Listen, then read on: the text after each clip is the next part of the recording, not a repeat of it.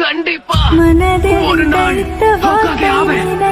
அதை எப்படி சாதிக்கலாம் நினைக்கிறேன்? இப்படி குப்புறப்படுத்திட்டு கனவு கண்டுட்டா